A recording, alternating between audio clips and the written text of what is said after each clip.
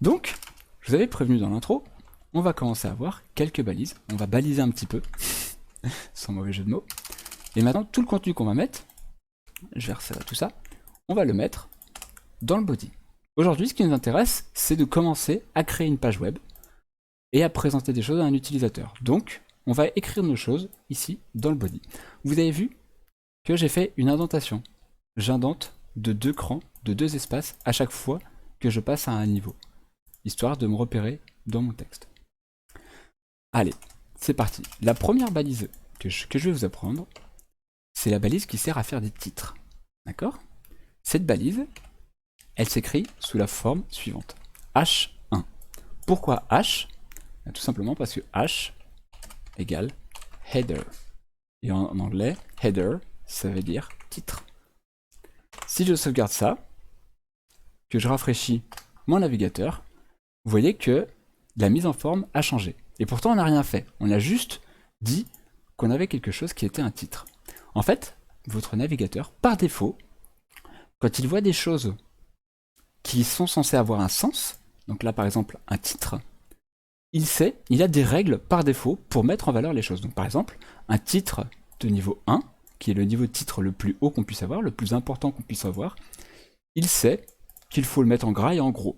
Ça, plus tard, on pourra le changer. Plus tard, on pourra dire que par exemple, un titre de niveau 1, ça doit être en bleu ou en jaune. Ou alors ça doit être souligné, ou ça doit être écrit en tout petit. Peu importe, c'est nous qui décidons. Pour l'instant, on va se contenter des styles, ce qu'on appelle les styles, par défaut. Et donc, par défaut, un titre de niveau H1, ça s'affiche en gros. Des titres, on peut en afficher sur 6 niveaux. On a des titres de niveau H2, H3, H4, H5 et H6. Chaque titre aura une taille différente. Mon grand titre, mon sous-titre, par exemple, un titre intermédiaire, bon si je fais des fautes vous m'excusez, hein, je ne me relis pas, un petit titre, un petit sous-titre, et un titre ridicule. Je sauvegarde, je rafraîchis, et là vous voyez que ma titraille a changé. J'ai un très grand titre, mon titre de niveau H1 il est immense, mon titre de niveau H2 il est plus petit, H3 un peu plus petit, etc. etc. Encore une fois, tout ça c'est des styles par défaut. La page, elle a vu le nom des titres, le numéro qu'elle est avec, donc elle a ses styles par défaut pour dire que H1 ça doit être très grand et H6 ça doit être tout petit. Mais ça c'est juste le style par défaut, encore une fois on pourra le changer plus tard. Donc ça c'est pour les titres, H.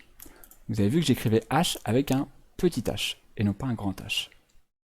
Pourquoi j'écris avec petit? Parce que, je vous précise ça parce qu'en fait, les vieilles conventions, années 2000 et avant, exigeaient plutôt d'avoir des grands H. Et maintenant, à la mode, on est plutôt sur des balises avec des noms en minuscules. Donc je vous demanderai de faire des noms en minuscules pour respecter un peu les standards, les conventions actuelles. Alors comme c'est dit dans le chat, Bartivan, tu as tout à fait raison, c'est important, on peut tout personnaliser, on peut personnaliser tous les styles. On pourrait très bien avoir un titre H6 qui soit aussi gros, voire plus gros qu'un titre H1. Cela dit, c'est important de respecter le sens, dans le sens sémantique, c'est important de respecter la sémantique des balises. Donc par exemple, le fait que H1 soit plus important en termes de sens qu'un titre H3, parce que derrière, quand vous avez un moteur de recherche, comme par exemple le moteur de recherche de Google ou des choses comme ça, qui explore votre page, donc c'est des logiciels, hein, c'est des robots qui explorent votre page, eux ils n'ont pas d'yeux, tout ce qu'ils voient, eux, c'est des noms de balises. Et donc, un robot, un moteur de recherche, va se servir du nom des balises pour, classer les choses. Il va savoir qu'un titre H1, dans une page, ça a de l'importance. Donc si vous écrivez des choses dans des titres H1, c'est censé être mis en valeur, et c'est censé avoir plus d'importance pour le moteur de recherche, etc. etc. Donc c'est important de respecter la sémantique. Vous avez le droit après de changer le style, c'est pas un problème, mais la sémantique est importante. On est dans l'ère du web sémantique. Avant on s'en foutait, maintenant on s'en fout pas du tout. Donc, vous pouvez faire des super titres, c'est génial. Je vais garder mon grand titre comme ça.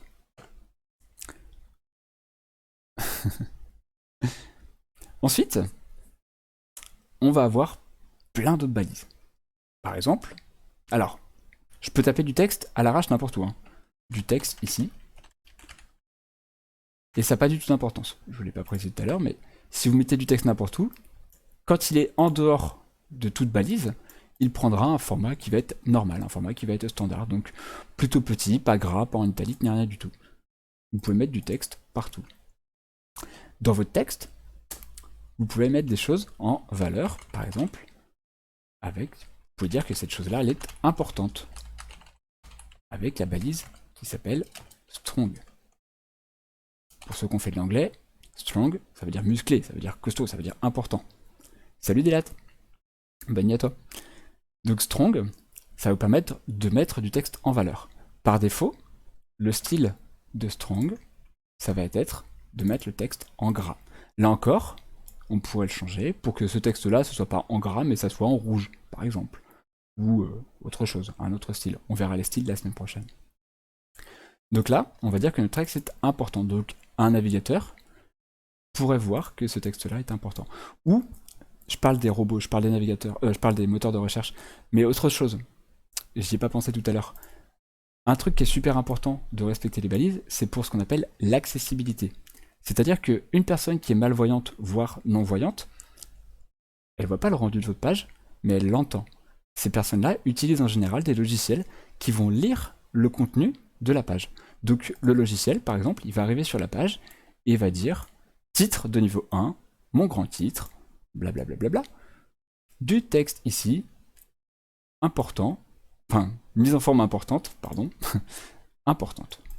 Et blablabla. Donc le logiciel va lire le contenu, et si vous voulez qu'il y ait des choses qui soient importantes, eh bien il faut que le notifier, il faut le mettre en forme avec une balise qui est prévue à cet effet.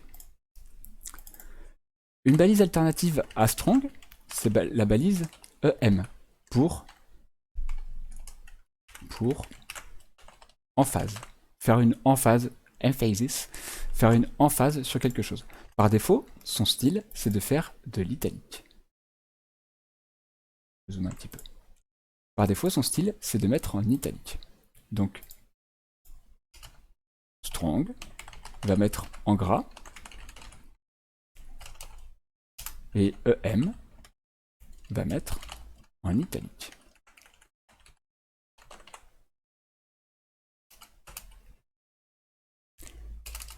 On a le droit de combiner les choses. On peut avoir envie d'avoir un texte qui soit à la fois strong et en phase. Ok? Donc, il suffit juste de l'encadrer avec les deux balises. J'encadre à l'extérieur avec strong et à l'intérieur, j'encadre avec EM. Il faut juste respecter l'ordre d'ouverture et de fermeture. Si je commence par strong, la dernière que je dois avoir, ça doit être strong aussi. Si j'avais commencé par EM, j'ai le droit aussi. Dans ces cas-là, la dernière que je dois avoir, c'est EM. Les navigateurs Internet sont tolérants à ce genre de problème. Si vous aviez inversé les deux, ça n'aurait pas été dramatique. Mais, dans certains cas, ça peut l'être. Donc, essayez de faire gaffe. Donc là, par exemple, on aurait du texte ici, en phase. Vous voyez, il est à la fois en gras et à la fois en italique. Ok? Toutes ces balises-là, strong, EM, ce sont des balises qu'on appelle inline. Ces balises sont des balises inline. Autrement dit, quand vous les utilisez, par défaut, le navigateur ne force pas de retour à la ligne. Vous avez vu? Ici, j'ai à la fois du EM, à la fois du strong, j'ai pas eu de retour à la ligne. En revanche, tout à l'heure, ma balise H1, ma balise titre, c'est ce qu'on appelle une balise bloc. La balise titre, H1, même HX, n'importe quel titre, est une balise bloc.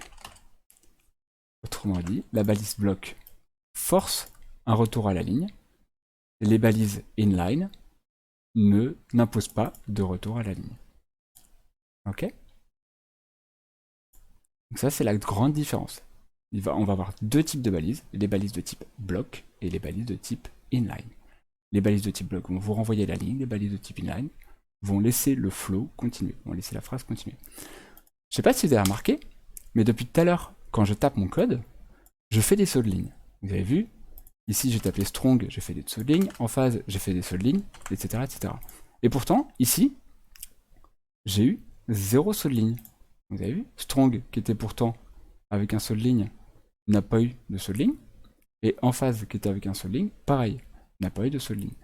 Pourquoi? Parce que dans le code, tous les sauts de ligne qu'on peut taper sont ignorés par l'HTML. De la même façon, si j'avais fait, par exemple, du texte et que j'avais mis 15 000 fois l'espace entre du texte et ici, mon navigateur n'aurait fait qu'un seul espace. Vous ne pouvez pas créer des espaces comme ça. On ne peut pas s'amuser à faire des alignements à la main en tapant des espaces comme ça. C'est bien de se rappeler, parce que des fois, on a envie d'aligner des choses en mettant des espaces, et ça ne marche pas. On n'a pas le droit de faire ça. Donc, si on veut faire des espaces, il faudra trouver deux astuces pour faire des alignements qu'on verra plus tard. Avec les feuilles de style, tout ça. Il y aura plein de trucs passionnants pour le faire.